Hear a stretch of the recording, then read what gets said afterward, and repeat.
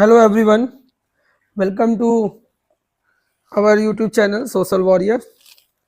आज की क्लास में मैं क्लास 12th की NCERT chapter second kings farmer and towns को स्टार्ट करूंगा। ये चैप्टर जो है वो अर्ली स्टेट्स और इकोनॉमीज से रिलेटेड है कि सबसे पहले इंडिया में जो स्टेट फॉर्मेशन शुरू हुआ, स्टेट्स का जो फॉर्मेशन शुरू होगा और उन स्टेट से जो अंपायर बनने की जर्नी है, इस चैप्टर में हम इस जर्नी को कवर करने जा रहे हैं। ये चैप्टर 600 BCE से स्टार्ट होगा जो 600 CE तक कवर करेगा। बेसिकली इसमें 1200 ईयर्स की हिस्ट्री को, भारत के इतिहास को, इंडियन हिस्ट्री को कवर किया जाएगा। तो इस चैप्टर में आपको 1200 ईयर्स की हिस्ट्री पढ़ाई जानी है। 1200 साल के इतिहास को ये चैप्टर अपने आप में कंक्लूड करेगा। तो इस चैप्टर में सबसे पहले कुछ बेसिक चीजें जो हम लोगों ने ऑलरेडी स्टडी कर ली हैं उस पर डिस्कस करना जरूरी है टाइमलाइन पर, कि हम लोगों की जर्नी, जो मैं मानता हूँ आप लोगों की जर्नी हो गई होगी यहाँ तक और आप लोगों ने इन चीज़ों को पढ़ा होगा। अभी इंट्रोडक्टरी पार्ट में लेकर चल रहा हूँ जर्नी को। टाइमलाइन के अकॉर्डिंग आपको मैं रिमेंबर कराना चाहता हूँ कि किस टाइम ऑफ पीरियड में क्या क्या इंडियन हिस्ट्री के कंटेक्स्ट में है। तो सबसे पहला जो टाइम ऑफ पीरियड है वो आपका स्टोन एज है। स्टोन एज जो आपका है उसे हम प्री हिस्ट्री के तौर पे हिस्ट्री में जानते हैं। प्री हिस्ट्री, स्टोन एज, इसमें हमारे पास सम आर्कोलॉजिकल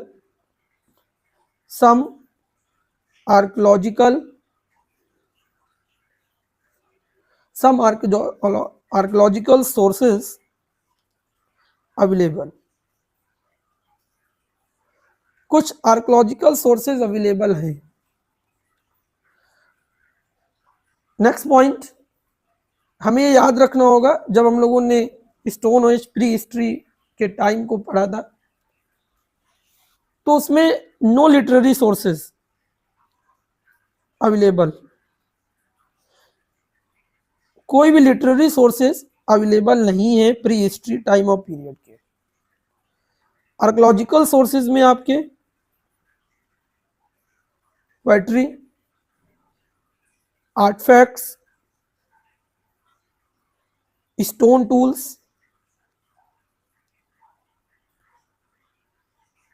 आपको इस तरह की चीजें मिलेंगी pre history time of period की, क्योंकि आपके पास लिटरेरी सोर्सेज नहीं है और आर्कोलॉजिकल सोर्सेज जो भी अवेलेबल है वो भी बहुत कम है। इसलिए इस टाइम ऑफ पीरियड का जो इतिहास है उसकी जानकारी हमें बहुत ज़्यादा नहीं है। जो भी है जानकारी वो हम आर्कोलॉजिकल सोर्सेज के बेस्ड पर हम उसे अनुमान लगाते हैं, गैस करते हैं कि उस टाइम ऑफ पीरियड में इस तरह की इतिहास रहा होगा। उस टाइम ऑफ पीरियड के बाद हमारा टाइम ऑफ पीरियड आता है proto history. Proto history, okay. Proto history एक ऐसा टाइम ऑफ पीरियड है हिस्ट्री का जिसमें जो सोर्सेज हैं हिस्ट्री के, चाहे वो आर्कोलॉजिकल सोर्सेज हो, इस टाइम ऑफ पीरियड से खासियत ये है कि यहां से हमें लिटरेरी सोर्सेज अवेलेबल हैं। लिटरेरी सोर्सेज हमको अवेलेबल हैं, बट प्रॉब्लम ये है रिकॉर्ड तो रिटन रिकॉर्ड अवेलेबल हैं, written record, but yet to be interpreted and understand. लेकिन आज तक हम लोग उन लिटरेरी सोर्सेस को इंटरप्रेट और अंडरस्टैंड नहीं कर पाए। तो ये पॉइंट आपको याद रखना है कि ये जो लिटरेरी सोर्सेज अवेलेबल हैं, जो रिटेन रिकॉर्ड्स अवेलेबल हैं, सम रिटेन रिकॉर्ड्स हैं लेकिन हम उन्हें इंटरप्रेट नहीं कर पाए, उन्हें समझ नहीं पाए। ओके, और नेक्स्ट है हमारा आपका हिस्ट्री। हिस्ट्री में टाइम ऑफ पीरियड ये जो है, इसमें जो सोर्सेज हमारे पास अवेलेबल हैं वो आर्कोलॉजिकल सोर्सेज हो या आपके लिटरेरी सोर्सेज हो, archaeological sources and literary sources, ये हमारे पास काफ़ी अवेलेबल हैं, जिससे हमें इस टाइम ऑफ पीरियड से बहुत ज़्यादा इंफॉर्मेशन हमें है इस टाइम ऑफ पीरियड की। तो ये चैप्टर बेसिकली इस टाइम ऑफ पीरियड से बिलोंग करता है, इंडिया के कंटेक्स्ट में 600 BCE से। 600 BCE इंडियन हिस्ट्री में वो टाइम ऑफ पीरियड है जहाँ से हम ये कह सकते हैं कि इंडिया में अर्ली स्टेट्स के फॉर्मेशन की जर्नी स्टार्ट होती है, और टाइम के साथ साथ वो अर्ली स्टेट्स आपके अंपायर में कन्वर्ट हो जाते हैं। तो 600 BCE से हम लोग स्टार्ट करेंगे और इस चैप्टर में 600 CE तक जाएंगे। टोटल जो ये ईयर्स हैं वो आपके 1200 ईयर्स का ये पूरा आपका रहने वाला है कंटेंट। ओके स्टूडेंट्स, तो काफ़ी ज़्यादा आप लोग इसको पढ़ेंगे, अच्छे से आप लेक्चर को ध्यान से अटेंड कीजिएगा, जिससे कि कोई भी चीज़ आपकी स्किप ना हो पाए। और अगर फैक्ट की बात करें, इंडस वैली सिविलाइजेशन हम आप लोगों ने क्लास 12 के बच्चों ने कवर कर ही लिया होगा। तो इस टाइम ऑफ पीरियड में, proto history time of period में, आप लोगों ने जो चैप्टर फर्स्ट है जो डील करता है इंडस वैली सिविलाइजेशन, टाइमलाइन सभी बच्चे बनाएंगे।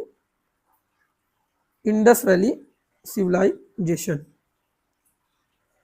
जिसमें जो टाइम ऑफ पीरियड था उसका एनसीईआरटी के अकॉर्डिंग 2600 BCE से लेकर 1800 BCE तक, ये इसका टाइम ऑफ पीरियड आपका हो गया।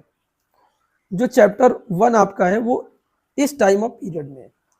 प्रॉब्लम ये है स्टूडेंट्स कि पहले की जो ओल्ड एनसीईआरटी थी उसमें आपका एक चैप्टर था वैदिक पीरियड का, जो इस बीच में आता है। वैदिक पीरियड, जो वैदिक पीरियड है उसका जो टाइम ऑफ पीरियड है वो 1500 BCE से लेकर आपका 600 BCE तक है। तो ये चैप्टर आपका स्किप हो गया है, अब एनसीईआरटी ने हटा दिया है, जिसकी वजह से सबसे पहले आपको इस चैप्टर को डील करने से पहले आपको वैदिक एज के बारे में कुछ जानकारियां होना इम्पॉर्टेंट है, तभी आप इस चैप्टर को स्टार्ट कर सकते हैं। ओके, तो थोड़ा वैदिक पीरियड के बारे में डिस्कस कर लेना चाहिए, जिससे कि कोई भी कंफ्यूजन न रह जाए। तो आप ये देखेंगे कि जो वैदिक पीरियड है इंडियन हिस्ट्री में, जिसका टाइम ऑफ पीरियड 1500 BCE से लेकर 600 BCE तक है। ओके, टाइमलाइन बना लेते हैं इसकी, तो बहुत अच्छे से चीज क्लियर हो गया। ओके, देख लीजिए आप। तो आपका सबसे first of all stone age, pre history,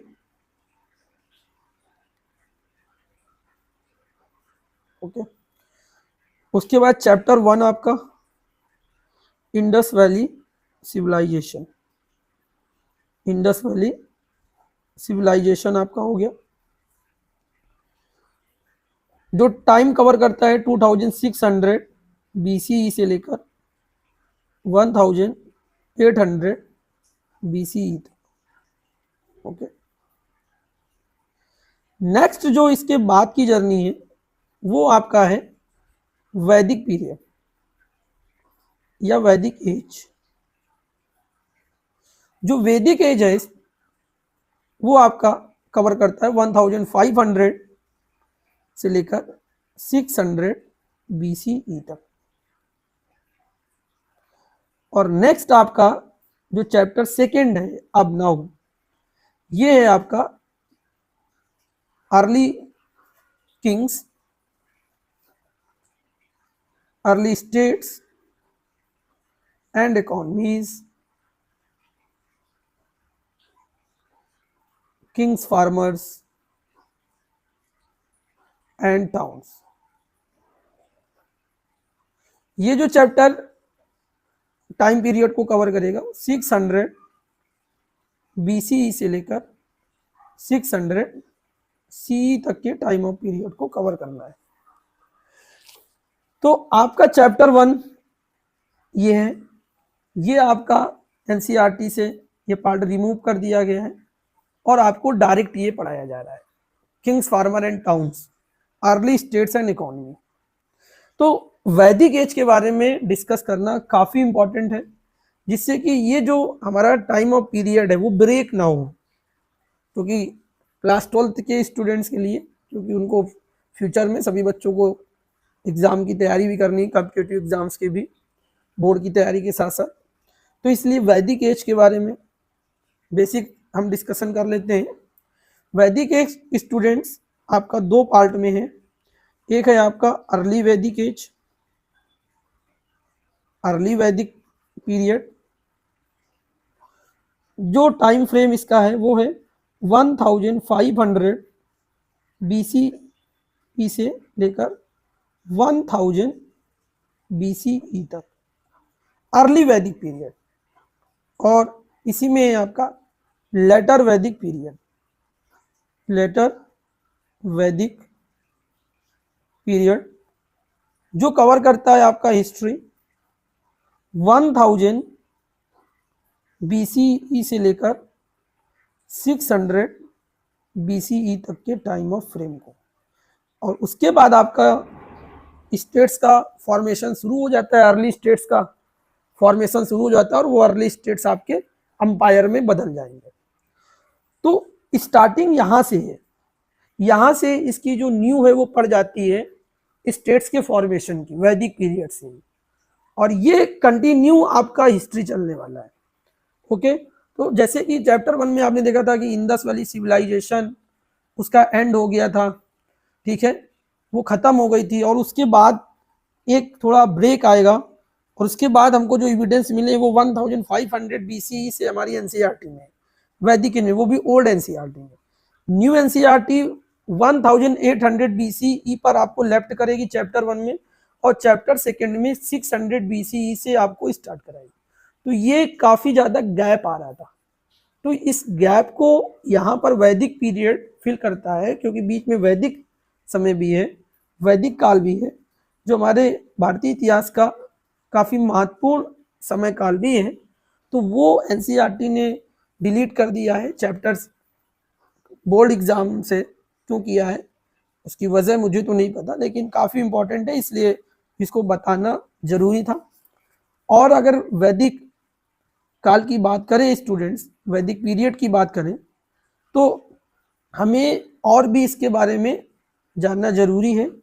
इससे पहले कि हम लोग Kings farmer and towns, early states और इकोनॉमी को स्टार्ट करें, वैदिक पीरियड पर थोड़ा सा हम लोगों को डिस्कशन करना है अभी। ओके, वैदिक पीरियड, इंटरेस्टिंग बात मैं आपको बताऊं वैदिक पीरियड की, और खासतौर पर अर्ली वैदिक पीरियड की, जो है अर्ली वैदिक पीरियड। नोट्स बनाते जाइए आप लोग, नोट्स इंपॉर्टेंट है। जो टाइम ऑफ फ्रेम है वो आपका है 1500 BCE से लेकर 1000 BCE, ये आपका अर्ली वैदिक पीरियड। ओके, उस समय की बात करें तो स्टूडेंट्स पेस्टोरल इकोनॉमी की बात करें, अर्थव्यवस्था जो थी वो आपको वैदिक अर्ली वैदिक पीरियड की जो इकोनॉमी थी वो जो डिपेंड थी वो थी पेस्टोरल इकोनॉमी, पेस्टोरल इकोनॉमी, जिसे हम पशुधन अर्थव्यवस्था कह सकते हैं। ओके,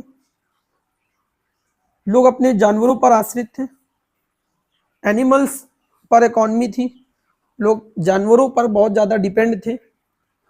लोगों की जो लाइफ स्टाइल थी स्टूडेंट्स, वो कैटल रिलेटेड लाइफ स्टाइल होती थी,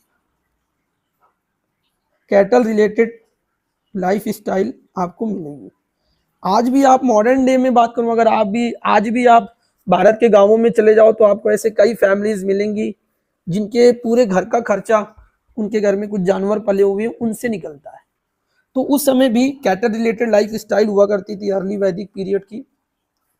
एग्रीकल्चर उतना डोमिनेटिंग नहीं था, आपको ये समझना चाहिए। एग्रीकल्चर होता था, लोग एग्रीकल्चर करते थे फूड डिमांड को पूरा करने के लिए, लेकिन इतना डोमिनेटिंग नहीं था। इकोनॉमी पेस्टोरल इकोनॉमी के हमें एविडेंस मिलते हैं। तो एग्रीकल्चर हम ये कह सकते हैं इतना डोमिनेटिंग नहीं था, ये आपको नोट डाउन करना है, ठीक है। इतना डोमिनेटिंग एग्रीकल्चर इतना डोमिनेटिंग नहीं था। तो अर्ली वैदिक पीरियड की बात करें तो इसका जो टाइम फ्रेम है वो है 1500 BCE से लेकर 1000 BCE तक। इकोनॉमी की बात करें तो उस समय की जो इकोनॉमी थी वो पेस्टोरल इकोनॉमी थी, कैटल रिलेटेड लाइफ स्टाइल होती थी लोगों की, एग्रीकल्चर इतना डोमिनेटिंग नहीं था। नेक्स्ट अगर मैं बात करूं लेटर वैदिक पीरियड की, ओके, लेटर वैदिक पीरियड, लेटर वैदिक पीरियड, इस टाइम फ्रेम की बात करें लेटर वैदिक पीरियड की तो इसका टाइम फ्रेम है 1000 BCE से लेकर 600 BCE। और इसके बाद आपका चैप्टर सेकेंड जो आपके एनसीईआरटी में दिया गया है किंग्स फार्मर एंड टाउन्स, उसकी जर्नी स्टार्ट होती है। तो लेटर वैदिक पीरियड में हमें एविडेंस मिलते हैं किस चीज के, लेटर वैदिक पीरियड में हमें एविडेंस मिलते हैं आयरन के। आयरन यूज होने लगा था, आयरन लोहे का लोग प्रयोग करने लगे थे, लोहे के प्रयोग के हमें एविडेंस मिलते हैं, सबूत मिलते हैं। कब से मिलते हैं? लेटर वैदिक पीरियड से, ठीक है। और जो एनसीईआरटी में थ्योरी है कि जो सेंट्रल एशिया से लोग आए थे, रिसेंट जो रिसर्च है वो ये बताते हैं इस तरह के कोई भी इवेंट नहीं हुआ इंडियन हिस्ट्री में, लेकिन ऑफिशियली अभी क्योंकि एनसीईआरटी में है तो उसे हम एनसीईआरटी पर हमारा फोकस रहेगा। रिसेंट रिसर्च जो इंडियन गवर्नमेंट करा रही है उसके अकॉर्डिंग सेंट्रल एशिया की जो थ्योरी है आर्यंस की, वो थ्योरी एग्जिस्ट नहीं करती, लेकिन अभी क्योंकि ऑफिशियली हमारे सिलेबस में ये चीजें हैं इसलिए हमें उसके अकॉर्डिंग स्टडी करनी है। ओके, तो सेंट्रल एशिया से जो आर्यंस आए थे उनका जो सेटलमेंट होता है स्टूडेंट्स, उनका जो सेटलमेंट आपको मिलेगा वो सेटलमेंट सेंटर हो जाएगा गंगा और यमुना का जो रीजन है, जो क्षेत्र है, वहां पर उनका बेसिकली सेटलमेंट हो जाएगा आर्यंस का। और आपके मैप में, और यही जो सेटलमेंट है, ये जो सेटलमेंट हो रहा है, ये सेटलमेंट आपका जाकर बनेंगे अर्ली स्टेट्स। और ये अर्ली स्टेट्स फिर टाइम ऑफ पीरियड समय बीतते बीतते ये अर्ली स्टेट्स आपके बदल जाएंगे महाजनपद में, महाजनपदास, जिनकी टोटल संख्या 16 होती है। फिर ये 16 से 4 महाजनपद बचेंगे, केवल 4 बचेंगे, ये बड़े अंपायर होंगे। और उसके बाद केवल एक महाजनपद सरवाइव करेगा और वो होगा आपका मगध। तो ये देखा आपने, आपके पूरा जो चैप्टर था वो कहाँ से कनेक्ट होकर बिल्कुल ये स्टोरी कंटिन्यू चली। अगर आपको ये वैदिक पीरियड के बारे में जानकारी नहीं दी जाएगी तो आप इस चैप्टर को नहीं समझ पाएंगे। तो क्योंकि वो चैप्टर आपका डिलीट हो गया है इसलिए जरूरी है कि हम एक बार इस पर डिस्कस करना बहुत ज़्यादा इम्पोर्टेंट है, ठीक है। तो इस पर हम लोग बात करेंगे, बहुत ही डीप डाइव करेंगे, बहुत ज़्यादा इसमें डिस्कशन होना बाकी है हमारा। तो लेट्स स्टार्ट अवर टॉपिक। ठीक है, थोड़ा सा हम लोग बुक को डिस्कस कर लेते हैं और नोट्स आप लोग जरूर वीडियो को स्टॉप करके बना लें, टाइमलाइन प्रॉपर, जिससे कि चीज़ें आपकी ब्रेक ना हो। ओके, तो बेसिकली जो चैप्टर सेकंड है, covered the 600 BCE to 600 CE history. This chapter deal very comprehensive. I can say that this period start proper history of writing, because ये मैं कह सकता हूँ कि इस पीरियड से हमको प्रॉपर हिस्ट्री राइटिंग मिलेगी, भारत के इतिहास के बारे में बिल्कुल सही से जानकारी मिलेगी।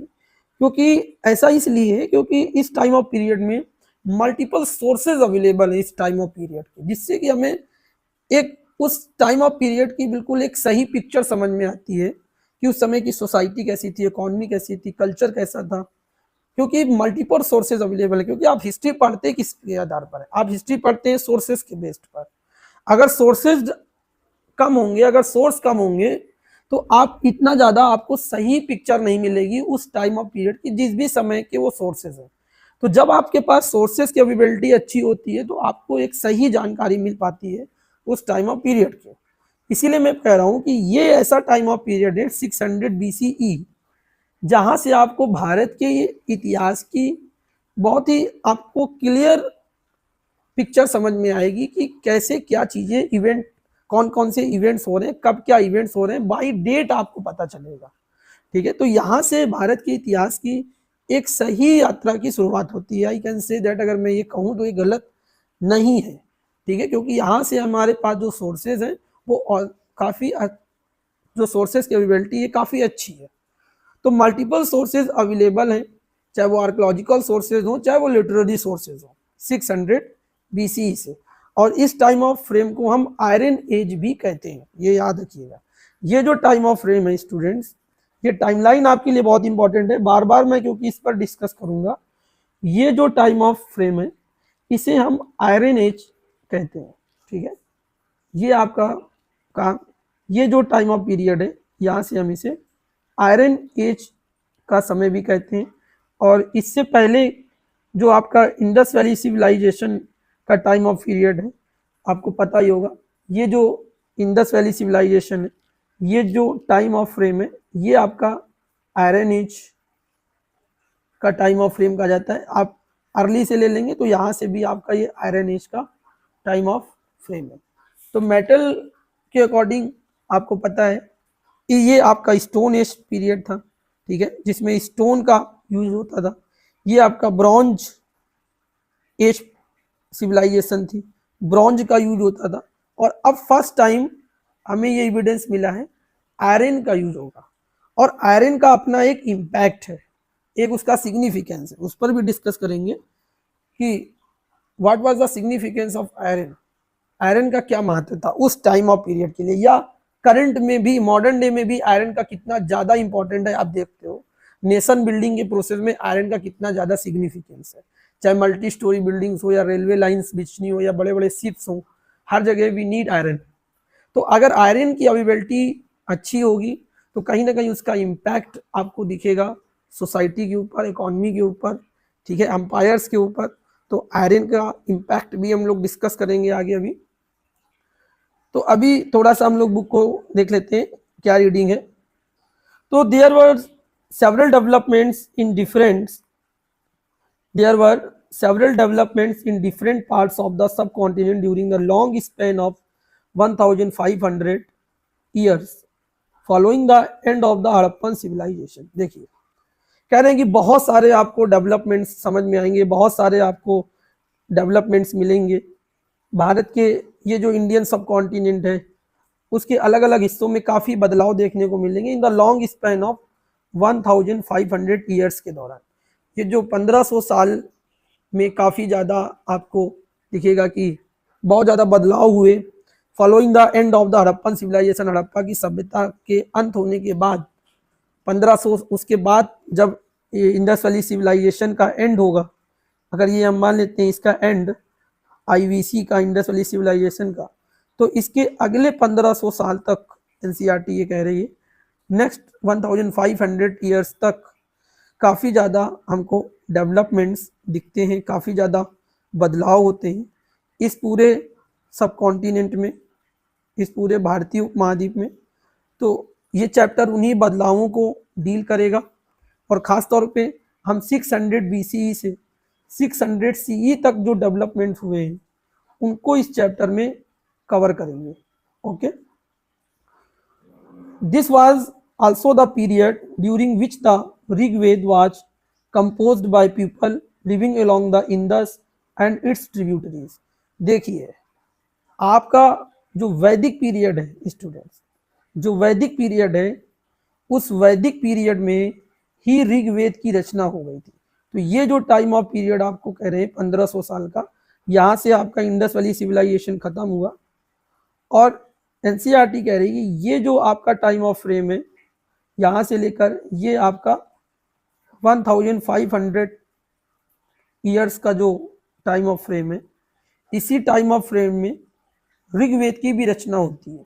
ठीक है, ऋग्वेद आपका से कंपोज किया जाता है ऋग्वेद, तो ऋग्वेद की भी रचना हो जाती है इस टाइम ऑफ पीरियड में। ठीक है, और एनसीईआरटी में क्या है, और ऋग्वेद की रचना कौन करता है? ऋग्वेद की रचना वो लोग करते हैं जो living along the Indus and its tributaries, जो इंडस नदी और उसकी सहायक नदियों के पास, उसकी ट्रिब्यूटरीज के पास जो लोग रह रहे हैं, वहां पर रहने वाले लोगों ने ऋग्वेद की रचना की थी। तो अर्ली जो वैदिक पीरियड है, अर्ली वैदिक पीरियड में स्टूडेंट्स आपके ऋग्वेद की रचना हो जाती है। और आपको यहाँ पर एनसीईआरटी ने बहुत अच्छे से एक चीज बताई, आप मैप देखिए जो आपका दिया गया है, let's discuss on the map. ठीक है, मैप पर हम लोग आते हैं, ये मैप। ओके, आप अगर इस मैप को डिस्कस करेंगे और इसको ऑब्जर्व करेंगे ध्यान से, तो ये आपकी सिंधु रिवर है और ये इसकी ट्रिब्यूटरीज है। तो आसपास कह रहे हैं कि अर्ली वैदिक पीरियड में, अर्ली वैदिक पीरियड में अकॉर्डिंग टू एनसीईआरटी, अर्ली वैदिक पीरियड में जो सेटलमेंट था स्टूडेंट्स, जो सेटलमेंट था वो इस इलाके में होगा। सिंधु नदी और उसके आसपास रहने वाले लोगों ने ऋग्वेद की रचना की थी। समझिए, अर्ली वैदिक पीरियड में जो सेटलमेंट है वो सेटलमेंट आपका इस जगह दिख रहा है, इस टाइम ऑफ, ये जो प्लेस है।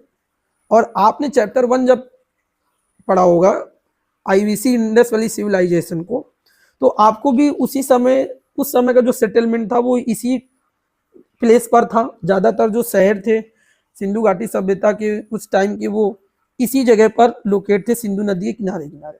तो अर्ली वैदिक पीरियड जो आपका है, जो 1500 ईयर से लेकर 1000 BCE तक है, एनसीईआरटी कह रही है कि ऋग्वेद की रचना सिंधु नदी और उसके इस जगह पर जो उसकी ट्रिब्यूटरीज है, ये उसकी सहायक नदियां हैं सिंधु नदी की।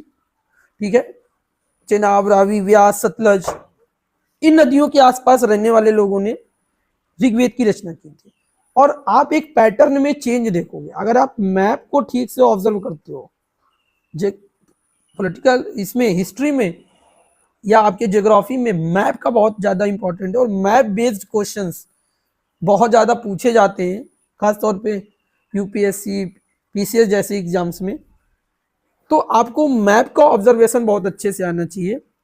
हम सेटलमेंट के पैटर्न में चेंज देखते हैं और हमको ये समझ में आता है। और मैं आपको बताऊं, ये जो सेटलमेंट आया है, जो आपको इंडिया का फिजियोग्राफी डिवीजन आपको पता ही है, भारत को जब आप फिजिकल फीचर्स में डिवाइड करोगे, इंडिया को फिजिकल फीचर्स में डिवाइड करोगे, तो भारत को आप 5 प्रकार के फिजिकल फीचर्स में डिवाइड कर सकते हो।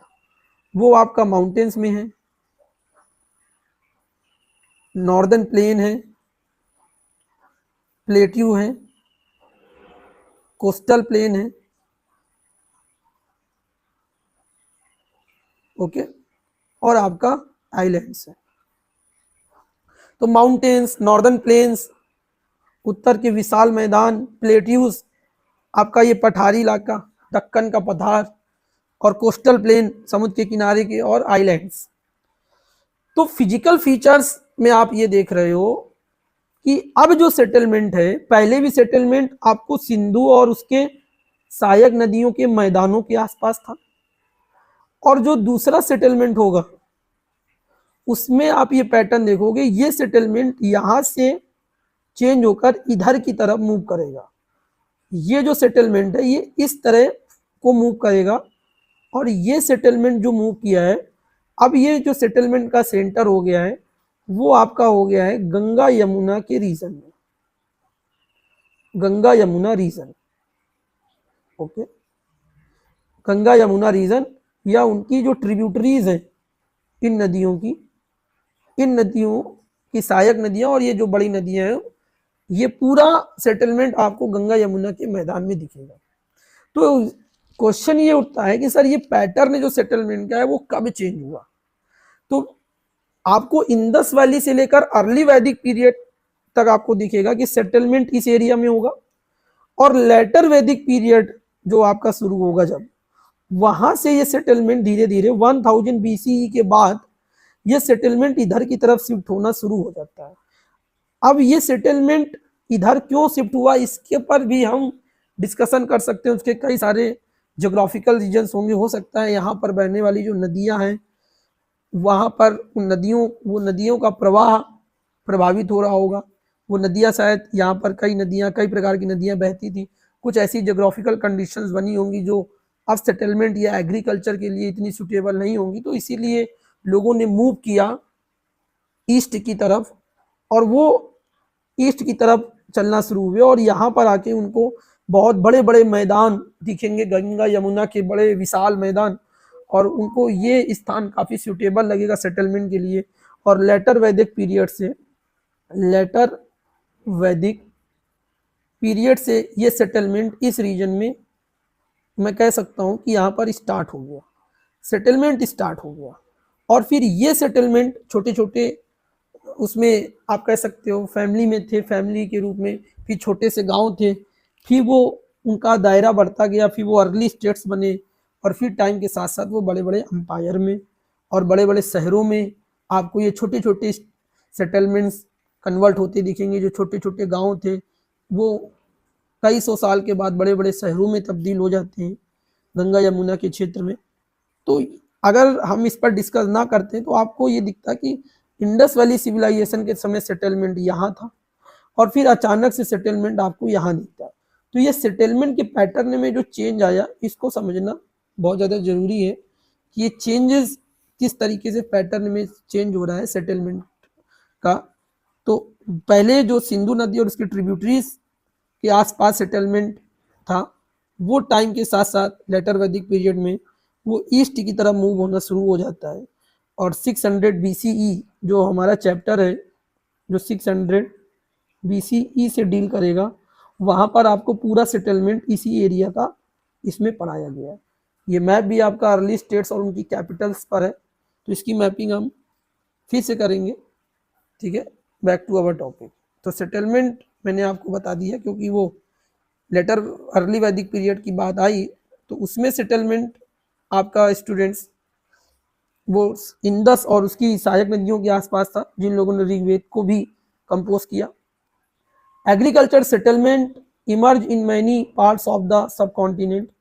आपको ये दिखेगा कि मेन चीज ये है कि इस टाइम ऑफ पीरियड में, इसी 1500 साल में जो परिवर्तन हुए, एग्रीकल्चर सेटलमेंट्स भी आपको दिखना शुरू हो जाएंगे, इमर्ज होना शुरू होंगे in many parts of the sub continent including north India and the Deccan plateau.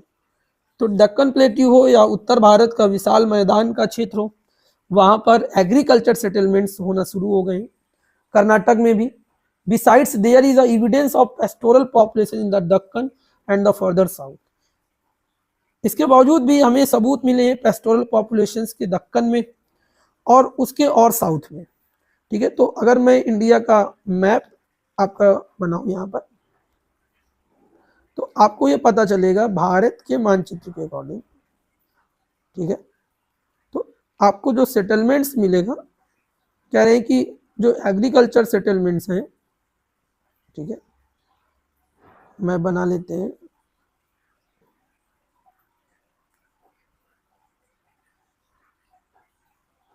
देखिए, तो कह रहे हैं कि एग्रीकल्चर जो सेटलमेंट्स हैं emerge in many parts of the sub continent including north India. तो इस वाले रीजन में भी आपका सेटलमेंट शुरू हो गया है नॉर्थ इंडिया में, यहाँ पर गंगा यमुना के मैदान में। एंड दक्कन प्लेट्यू, आपका ये वाला जो एरिया है, आप लोग फिजिकल फीचर्स जिन बच्चों ने पढ़ा है भारत की, तो ये आपका प्लेट्यू रीजन है, जिसे हम डेक्कन प्लेट्यू या दक्कन का पठार कहते हैं। तो इस रीजन में भी आपको दिखेगा सेटलमेंट्स, जो आपका ये जो रीजन है, ठीक है, दक्कन का, यहाँ पर भी आपको सेटलमेंट दिखेगा। और फर्दर साउथ, और साउथ में भी आपको सेटलमेंट दिखना शुरू होगा। कर्नाटक, इसीलिए मैंने यहाँ तक लिया, ये कर्नाटक तक आपको सेटलमेंट्स दिखाई देगा। तो आपको ये दिख रहा है कि जो सेटलमेंट्स हैं, जो बस्तियां हैं, पहले जो अगर डिस्कस करें, पहले चाहे वो आईवीसी का टाइम हो, इंडस वैली सिविलाइजेशन, या मैं कह सकता हूँ अर्ली वैदिक एज, पहले जो सेटलमेंट्स था वो स्टूडेंट्स इस एरिया में था, ठीक है। पहले का सेटलमेंट इस एरिया में था, और वो सेटलमेंट मूव होकर अब ज़्यादा स्प्रेड हो रहा है। वो आपको नॉर्थ इंडिया के आसपास भी दिखेगा, वो दक्कन में के पठार में भी दिखेगा, और आगे बढ़ते हुए साउथ में कर्नाटक तक वो हमें सेटलमेंट दिख रहे हैं। तो ये एग्रीकल्चर सेटलमेंट्स इमर्ज हो रहे हैं, ये सारे एग्रीकल्चर सेटलमेंट्स, एग्रीकल्चर सेटलमेंट। तो आपका मैप बहुत स्ट्रांग होना इंपॉर्टेंट है, ओके। तो ये चीज मैंने आपको समझा दी। There is evidence pastoral population in the Deccan and the further south, new modes of disposal of the dead, including the making of elaborate stone structures known as megalith। तो एक नई चीज हमको एक और एविडेंस मिलता है, new modes of disposal of the dead. जो डेड बॉडी है, जो एक मृत शरीर है, उसको एक नए तरीके से लोग उसका डिस्पोजल कर रहे हैं। इसमें हमको 600 BCE से पता चलेगा, इस टाइम ऑफ फ्रेम से, कि लोग स्टोन के स्ट्रक्चर्स बना रहे हैं, इलॉबरेट स्टोन स्ट्रक्चर्स, जिन्हें हम क्या कर रहे हैं, मेगालिथ। स्टोन के बड़े बड़े स्ट्रक्चर बनाकर उसके नीचे डेड बॉडी को रखा जा रहा है। ये एक नया तरीका हमको देखने को मिलता है। जो लोग इंसान, उस समय का जो इंसान था, वो डेड बॉडी को इस तरीके से डिस्पोजल कर रहा था कि उसको, उसके ऊपर जहाँ पे भी डेड बॉडी को वो ब्यूरल करते थे, उसके ऊपर वो एक इलॉबरेट स्टोन स्ट्रक्चर का निर्माण करते थे, okay. Emerge in central and south India from the first millennium BCE। In many cases the dead were buried with a rich range of iron tools and weapons. कई केसेस में ये भी देखा गया स्टूडेंट्स कि जो डेड बॉडी थी, in many cases the dead were buried with a rich range of iron tools and weapons. Highlight कीजिएगा, इंपॉर्टेंट है, अंडरलाइन करेंगे सभी। कई केसेस में हमको ये भी देखने को मिला है कि जो डेड बॉडी है उसे ब्यूरेट किया गया है, उसे दफनाया गया है with a rich range of iron tools, iron tools के साथ, और कई सारे आयरन टूल्स और वेपन्स के साथ, आयरन के टूल्स के साथ और आयरन के वेपन्स के साथ उसकी डेड बॉडी को, तो ये मान लेते हैं डेड बॉडी है, तो इसकी डेड बॉडी के साथ इसके अगल बगल वेपन्स और टूल्स भी रखे गए, और फिर इसको बंद करके इसके ऊपर एक स्टोन स्ट्रक्चर का निर्माण किया गया। तो ये हमको पैटर्न मिलता है, एक नए कल्चर को हमें इंडिकेशन मिलता है कि लोग किस तरीके से अपने फैमिली मेंबर्स को किस तरीके से वो ब्यूरिल कर रहे हैं, ओके। जबकि सिंधु घाटी सभ्यता में आपने देखा था कि लोग किस तरीके से डेड बॉडीज को ब्यूरिल करते थे, लास्ट टॉपिक भी उसमें वही था। तो ये आपको आना चाहिए, ये सारी चीजें आपको पता होनी चाहिए। एक एक लाइन का आपको जो रीडिंग करनी है एनसीईआरटी की, वो बहुत डीप डाइव आपको एनसीईआरटी की रीडिंग करनी है। काफ़ी डिस्कशन है, हर एक लाइन पर कुछ ना कुछ आपको सीखने के लिए है, ओके। और मैं अपना पूरा प्रयास करूंगा कि आपको बहुत बेहतर तरीके से आपको मैं अच्छे से एनसीईआरटी को कराऊं, ओके। नेक्स्ट पैराग्राफ है from 6th century BCE, chapter की स्टार्टिंग है यहाँ से। 6th century BCE से जब हमारा चैप्टर स्टार्ट होता है 600 century BCE से, there is a evidence that there were other trends as well. हमको इसके सबूत मिलते हैं, दूसरे ट्रेंड्स के भी हमें एविडेंस मिलते हैं कि दूसरी तरह का कल्चर अब धीरे धीरे इमर्ज हो रहा है और भी चेंज आना शुरू हो गया है 600 BCE से। There is a evidence that there were other trends as well. क्या कह रहे हैं एनसीईआरटी, 600 BCE से हमें सबूत मिलते हैं, एविडेंस मिलते हैं कि दूसरी चीजों में भी बदलाव आ रहा था। ठीक है, और खास तौर पे जो बदलाव आ रहे थे 600 BCE से, तो उसको यदि मैं डिस्कस करूं क्या क्या चेंजेस आ रहे थे 600 BCE से, तो we found the period, discuss करेंगे, नोट्स बनाएंगे हम लोग क्योंकि अभी एनसीईआरटी कह रही तो डिस्कस करना जरूरी। तो we found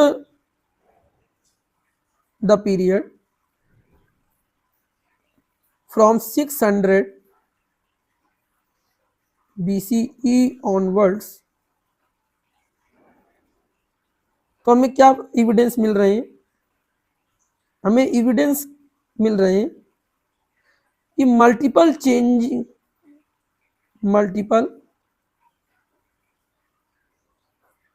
change taking place, कई सारे बदलाव हो रहे थे इस टाइम ऑफ फ्रेम में। मल्टीपल चेंजेस टेकिंग प्लेस, ठीक है, टेक्स प्लेस। कई सारे आपको बदलाव मिलेंगे इंडियन हिस्ट्री में 600 BC ऑनवर्ड से।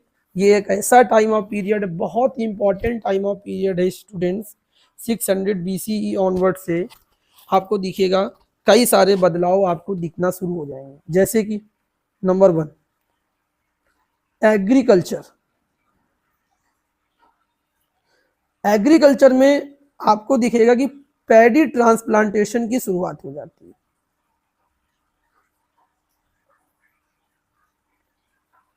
पैडी ट्रांसप्लांटेशन की शुरुआत हो जाती है। अगर आप पैडी ट्रांसप्लांटेशन कर रहे हैं तो इसका मतलब ये है कि आप जिस रीजन में है वहां पर वाटर अवेलेबल है, वाटर अवेलेबल है, और वाटर अगर अवेलेबल है तो इसका क्या इंपैक्ट होगा। वाटर अगर अवेलेबल है एग्रीकल्चर में तो हमें पता है इससे यील्ड जो हमारा होगा, इससे जो प्रोडक्शन होगा वो बढ़ेगा, इंक्रीज होगा, यस और नो। और जब यील्ड का प्रोडक्शन, जब यील्ड बढ़ेगा, उत्पादन बढ़ जाएगा, तो आपको पता है क्या सिचुएशन होगी, जो प्रोडक्शन होगा वो आपका बढ़ेगा। प्रोडक्शन बढ़ेगा तो इसका मतलब है कि आपके पास जो भी एग्रीकल्चर प्रोडक्ट है वो सरप्लस है, वो आपके पास ज़्यादा है। और जब इकोनॉमी में कोई चीज़ सरप्लस होती है तो इसके आगे की क्या इक्वेशन बनती है, ट्रेड एंड कॉमर्स होता है, उस चीज़ का व्यापार होता है, क्योंकि वो चीज़ आपके पास प्लस में है, सरप्लस है, अतिरिक्त।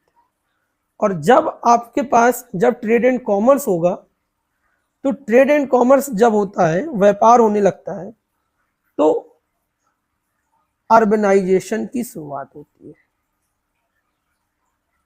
शहरीकरण की शुरुआत। समझिए आप, अर्बनाइजेशन आपको मिलेगा इस टाइम ऑफ फ्रेम के बाद। 600 BCE ऑनवर्ड्स से जब आप हिस्ट्री को पढ़ोगे तो आपको मिलेगा कि कई सारे शहर आपको मिलेंगे। तो मैं कह सकता हूँ कि शहर कैसे बन रहे हैं, ये पूरा प्रोसेस है। जब आपका एग्रीकल्चर प्रोडक्शन बढ़ रहा है, ठीक है, आपके पास सरप्लस है चीज, ट्रेड एंड कॉमर्स हो रहा है, जब ट्रेड एंड कॉमर्स होगा, व्यापार बढ़ेगा, तो शहरीकरण अपने आप बढ़ेगा। ठीक है, तो ये जो अर्बनाइजेशन हुआ 600 BCE ऑनवर्ड से, इसको हम इंडियन हिस्ट्री में when second phase, second urbanisation take place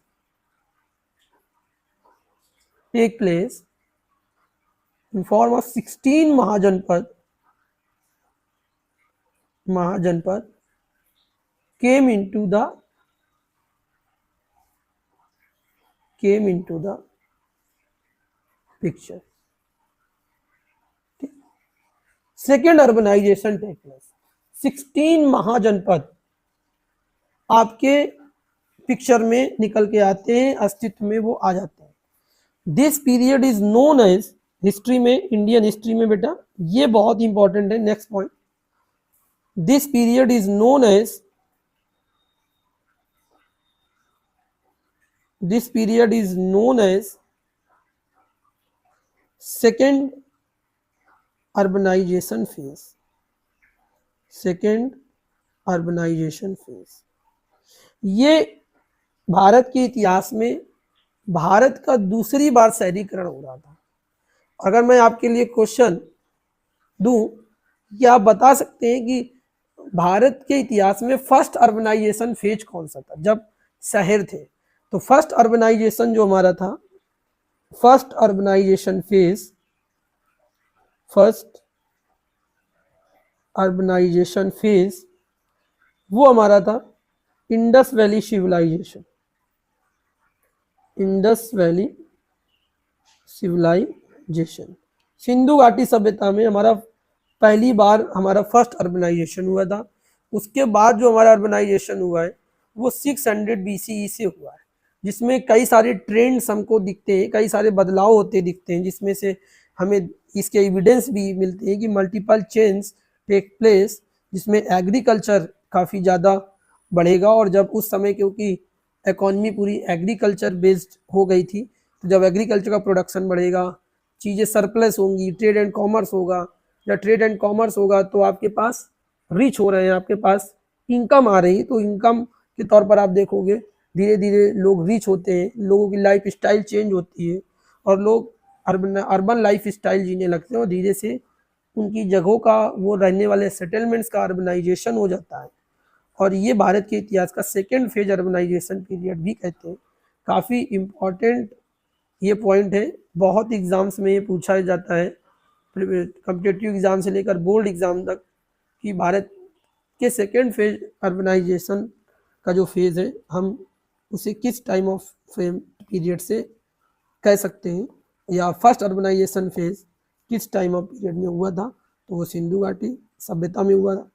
और 600 तो भी टॉपिक कंटिन्यू चल रहा है कि 600 BC ऑनवर्ड से क्या चेंजेस हो रहे हैं, जिसमें हमने देखा कि एग्रीकल्चर में चेंजेस आ रहे हैं, ट्रेड एंड कॉमर्स हो रहा है, न्यू ट्रेंड्स हमें मिल रहे हैं, ट्रेड एंड कॉमर्स हो रहा है, अर्बनाइजेशन हो रहा है, ठीक है।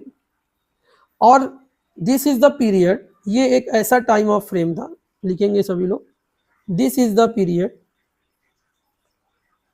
This is the period of fundamental change, of fundamental change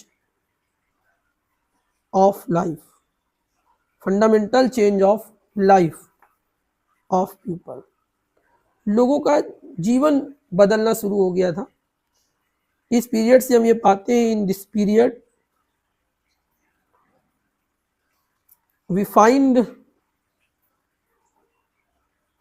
we find agriculture changes, agriculture changes taking place, comma, trade and commerce, trade and commerce and society। ये सारी चीज़ों में आप न्यू ट्रेंड्स देखोगे, नए बदलाव देखोगे, एग्रीकल्चर चेंज होगा, व्यापार बदलेगा, समाज बदलेगा, ठीक है। और इसी पीरियड को हम जानते हैं, this period is known as second urbanisation, ठीक। पीरियड फ्रॉम, ये जो टाइम ऑफ पीरियड है, पीरियड फ्रॉम 600 BCE ऑनवर्ड्स, यहाँ से 600 BCE ऑनवर्ड्स से is very significant, is very significant for us। ये जो टाइम है ये हमारे लिए बहुत ज़्यादा महत्वपूर्ण है। बिकॉज, ऐसा क्यों है? Because this is the period, this is the period where see the formation, ये एक ऐसा दौर था, ये एक ऐसा समय था जिसमें हम क्या देखते हैं, किस चीज़ का फॉर्मेशन होता है, formation of city states in India. Bharat में सिटी स्टेट्स का जो राज्य है, राज्यों के अंदर शहर, इस तरह के स्टेट्स का फॉर्मेशन शुरू होता है in India. This is the period, ये एक ऐसा दौर था, the period where we see the urbanisation in India, urbanisation in India. Okay, तो ये ट्रेंड्स आपको मिल रहे थे, जो एनसीईआरटी कहना चाह रही वो इस बात को वहां पर कहा जा रहा है, तो मैंने उसको पूरा एक्सप्लेन कर दिया है कि 600 जो बीसी टाइम ऑफ फ्रेम है वो कितना ज़्यादा सिग्निफिकेंट है हमारे लिए, क्योंकि ये एक ऐसा टाइम ऑफ फ्रेम था जिसमें हमें सिटी स्टेट्स इंडिया में इमर्ज होते शुरू हो जाते हैं, ये एक ऐसा दौर था जहाँ से भारत के सेकेंड फेज का अर्बनाइजेशन भी शुरू होता है। ये एक ऐसा टाइम ऑफ फ्रेम था जहाँ पर अर्ली स्टेट्स का फॉर्मेशन शुरू होता है, और समय के साथ साथ वो अर्ली स्टेट्स आपके जो हैं वो कन्वर्ट हो जाते हैं इनटू लार्ज अंपायर में, ठीक है, एक बड़े से अंपायर में वो चेंज हो जाते हैं। तो और इसमें हमें डिस्कस करना ज़रूरी है चीज़ों को। ओके, देख लीजिए एनसीईआरटी में, बैक टू एनसीईआरटी। तो perhaps the most visible was the emergence of early state, जो मैंने आपको करा दिया है कि जो मोस्ट विजिबल आपको जो सबसे ज़्यादा चीज़ दिखेगी वो दिखेगी इमर्जेंस ऑफ अर्ली स्टेट्स का, एंड अंपायर्स आपको बनते हुए दिखेंगे इस टाइम ऑफ फ्रेम में, जो चीज़ मैंने आपको भी लिखवाई है। Okay, perhaps the most visible was the emergence of early states, umpires and kingdoms. तो ये एक ऐसा टाइम ऑफ फ्रेम था 600 सेंचुरी बीसीई, जिसमें हमें कई सारे चेंजेस दिखते हैं, और वो चेंजेस हमें विजिबल होना शुरू हो जाते हैं in the was the emergence of early states, और फिर अंपायर्स और किंगडम्स में।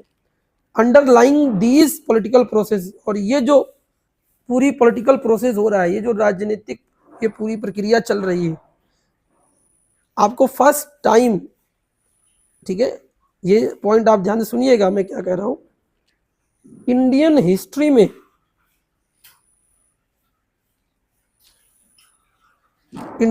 में स्टूडेंट्स आपको फर्स्ट टाइम ये दिखेगा कि आपको कोई पॉलिटिकल यूनिट दिखाई दे रही है, एक राजनीतिक इकाई स्टेट्स के रूप में। पहली बार इस टाइम ऑफ पीरियड से आपको इंडिया में भारत का पॉलिटिकल प्रोसेस शुरू होता है, जिसमें आपको एक स्टेट दिख रहा है, स्टेट का एक राजा आपको दिखेगा, पूरी उसकी गवर्नमेंट का स्ट्रक्चर आपको पहली बार दिखेगा। और इससे पहले जब आपने सिंधु घाटी की सभ्यता को पढ़ा होगा तो उसमें बात तो की गई है कि शायद कोई राज्य है, लेकिन हमारे पास एविडेंस नहीं मिले हैं ये कह देना कि वहां पर ये राजा था, उस राजा का नाम ये था। लेकिन इस टाइम ऑफ पीरियड से आपको ये दिखेगा कि पॉलिटिकल यूनिट आपको दिखेंगी, अलग अलग स्टेट्स दिखेंगे, अंपायर्स दिखेंगे, किंगडम्स दिखेंगे, ठीक है। तो ये चीज़ बहुत इंपॉर्टेंट है। 600 बीसी ऑनवर्ड्स एक ऐसा टाइम फ्रेम था भारत के इतिहास का जहाँ से हमें भारत में एक राजनीतिक प्रक्रिया की शुरुआत होती हुई दिख रही है, जिसमें एक राजा है, राजा की सरकार है, उसकी प्रजा है, गवर्नमेंट का स्ट्रक्चर है, वो आपको सब 600 बीसी से मिलना शुरू हो जाएगा। Underlying these political process were other changes evident in the ways in which agriculture production was organized. और चेंजेस को हम अगर देखें तो एग्रीकल्चर प्रोडक्शन काफी ऑर्गेनाइज्ड वे में हो रहा था। साइमल्टेनियसली धीरे धीरे न्यू टाउन्स अपीयर्ड।